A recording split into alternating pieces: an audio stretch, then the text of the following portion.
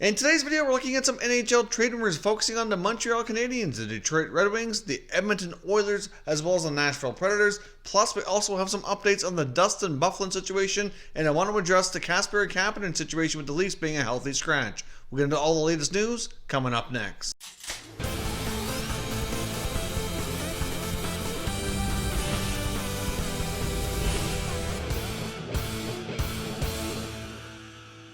So welcome back to another video here at Top Shelf Hockey. As I mentioned, we have a variety of news and rumors to discuss here today. And let's kick things off with a couple quick updates. The Columbus Blue Jackets have re-signed forward Nathan Gerbe to a 2-year contract extension at a league minimum $750,000. This is a two-way deal. The important piece here is actually pays him an AHL salary should he play there of $500,000, which I do believe will make him the highest paid player in the American Hockey League. Now, sometimes with these contracts, when they're a two-way deal, obviously they get a different salary at each level. Sometimes there is a guaranteed minimum amount that they will earn that is not factored in this contract. So he'll be paid appropriately at whatever level he's played at, but he's been a nice addition to Columbus. He's been around the league for some time.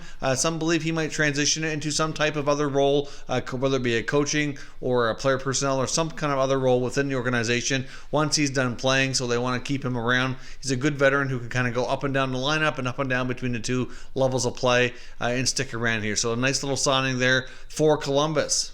Next up, I want to take a look at the Toronto Maple Leafs and Kasperi Kapanen, making him a healthy scratch the other night against the Ottawa Senators. A little bit of an interesting situation developed. A lot of speculation developed over this as well. Of course, Kapanen's a player who's had his name mentioned in a lot of NHL trade rumors. As we know, the Leafs are expected to be investigating a lot of potential moves ahead of the NHL Trade Deadline, mostly focusing on their blue line. There was a lot of talk before about backup goaltending as well. Either way, regardless of their upgrades, the likely trade pieces would come from their depth of forwards, and Kapanen being at the forefront of that, one of the more attractive pieces that many other teams have apparently inquired on. So when he was made a healthy scratch at the last minute without any explanation being given, there was lots of chatter about some potential things going on behind the scenes, but as of this point, we don't have a firm, clear-cut answer as to why that was. Originally, during the game, we were told that there would be an update after the game, post-game, from Sheldon Keefe. Of course, that update really wasn't a whole lot, just that it was related to internal accountability, and he would address further after their Monday morning practice. So I guess we'll see if we get any more information. I'm not really sure why they would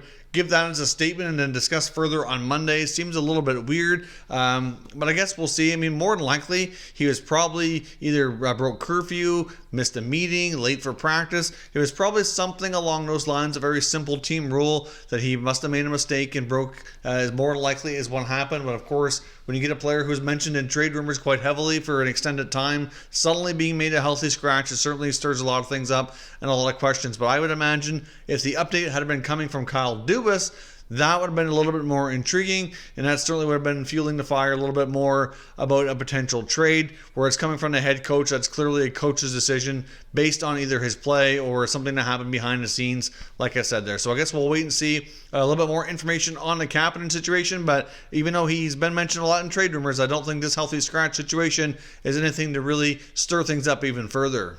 Now, ahead of the deadline here, there's a lot of talk about some potential players who might get moved. And there's a lot of chatter right now that teams like Edmonton and Detroit might be talking with some young players possibly being swapped between the organizations. Of course, GM of the Oilers, Ken Holland, former GM of the Red Wings, was there for many years. He's very well acquainted with Red Wings GM Steve Yzerman, so of course the two could be having talks. I mean, Holland would be very familiar with many players on our roster, so it only makes sense that if they could strike a deal, that there could be something going on behind the scenes here. And the rumored trade that's being discussed possibly here is that Andreas Athanasiou, who's a pending restricted free agent in Detroit, not really having a great season. His former 30-goal scorer. He's had some contentious negotiations with the Wings in the past. Given everything that's going on with the Red Wings, they're really bottoming out this year. Obviously going for a really high pick in the draft. They do have a lot of other younger, interesting prospects. I mean, Athanasiou is not old at all. He's only in his mid-20s, but certainly he's a player that may not necessarily be part of the core group of players moving forward. It stays with the team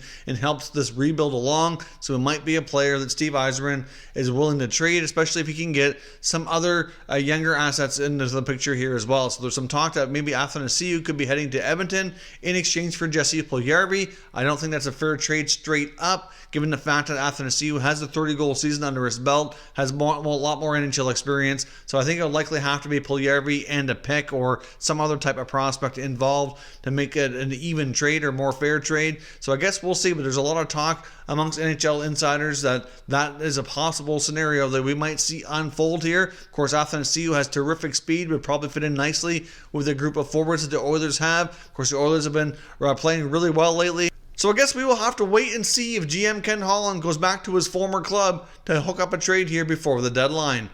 Now, speaking of teams who might be looking to make some moves ahead of the deadline, let's jump over to the Nashville Predators. Now, the Preds are a team right now who are not 100% going to be sellers heading into the deadline. They still have some time to get their act together. They did have a couple of good games here since the All-Star break, so I guess we'll see if they can get themselves back into the playoff picture. But they do have a bit of an uphill battle with many teams to kind of jump over to get themselves into any kind of a solid spot. So it's really going to be interesting to see how GM David Poile decides to handle the deadline this year. But there's certainly some talk, if he does become a seller, that one player to keep your eye on would be pending UFA forward Mikael Granlund. Of course, he was previously acquired from the Minnesota Wild for Kevin Fiala. Granlund had some really solid times with the Wild, put up a couple of 60-point seasons, but has just never really found that offense since he's come to Nashville. Hasn't really quite fit with their system, and I really don't see a long-term future for Granlund with the Preds. Even if they do battle their way back into a playoff spot, it would not be shocking to see him traded, although at the same time they could decide to use him as a rental player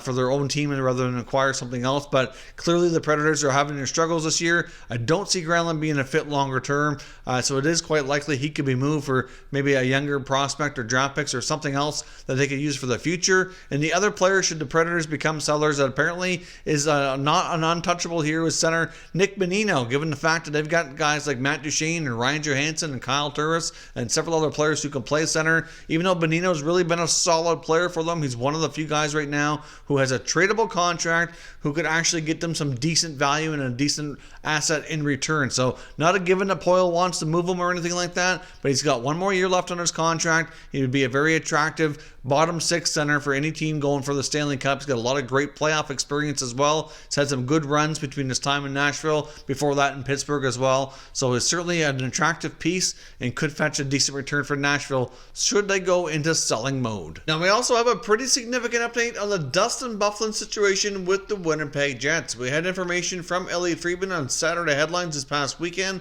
on Hockey Night in Canada, where they indicated that it's quite possible here that Dustin Byfuglien may not play at all this season, which will give the Winnipeg Jets a lot more salary cap flexibility. Now, of course, as we know right now, technically he is suspended without pay. That's something that was being grieved through the NHL Players Association. We don't really have any further updates right now on when that grievance is going to be taking place or when there might be an outcome on that. It's likely going to be well after the NHL trade deadline, probably into the offseason would be my guess.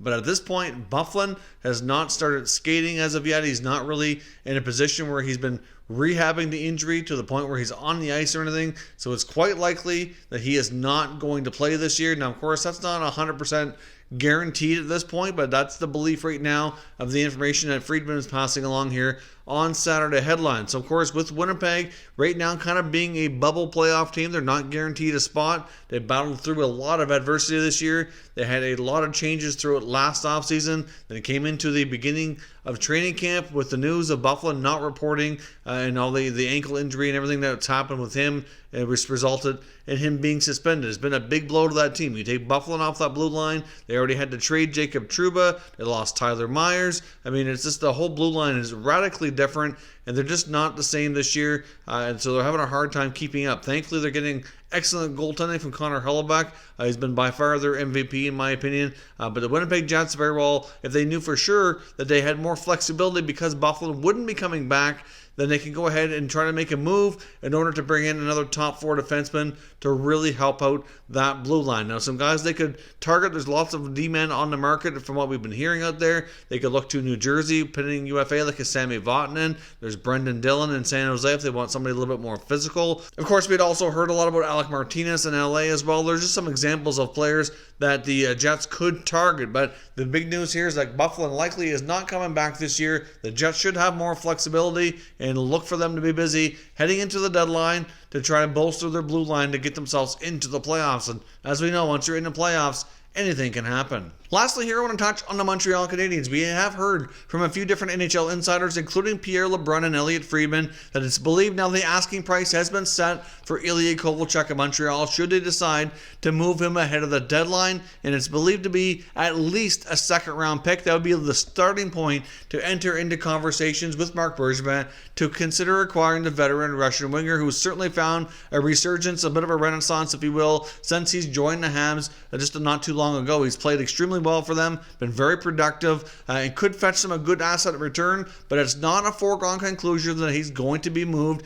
Clearly, he's fit in well with Montreal. The Habs are also decimated by a lot of forward injuries, and it'd be interesting to see where he would fit in should they have a full healthy roster, which is the main reason many believe that he would be moved just to gain an asset. They basically got him for nothing, so they didn't have to give up any assets to get him, to sign him to a league minimum contract. They wouldn't have paid him a whole lot of money for some good production, move him on for some good value here.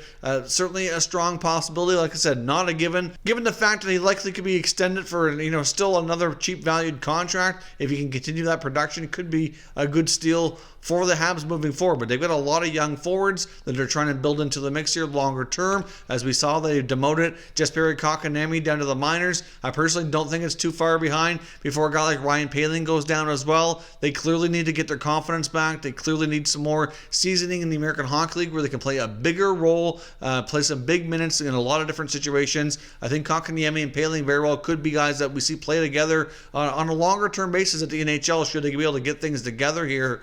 Clearly a guy like Nick Suzuki, for example, has had a much better solid campaign, so he's able to stick around, but those other guys really do need to get some more seasoning here. So Kotkaniemi is already down. Poehling, I do believe, will go down soon as well. We also saw him demote defenseman Cale Fleury, so clearly for right now the veterans are going to be getting more playing time. Kovalchuk, if he sticks around, will get every opportunity to continue to succeed here. They're still trying to get healthy in the forward group as well, but I guess longer term, does Kovalchuk fit with Montreal? Should they have a healthy, complete roster at their fingertips? So let me know what you think down below. Should Marc Bergevin trade Kovalchuk ahead of the deadline, or should he look to extend him and keep him in the fold for another season or two at a potential bargain contract to be one of the veteran guys to work with a lot of their other younger players as they continue to build towards being a playoff team? Let us know your latest news and rumors for today. Of course, as always, we'll know your thoughts and opinions and everything discussed down below, so let me know your thoughts down in the comments. We'll continue the conversation. If you're new to the channel, consider subscribing, turning on your notifications, and checking out our membership options. I'd appreciate it if you did. As always, thank you very much for watching, everybody, and I will catch you next time.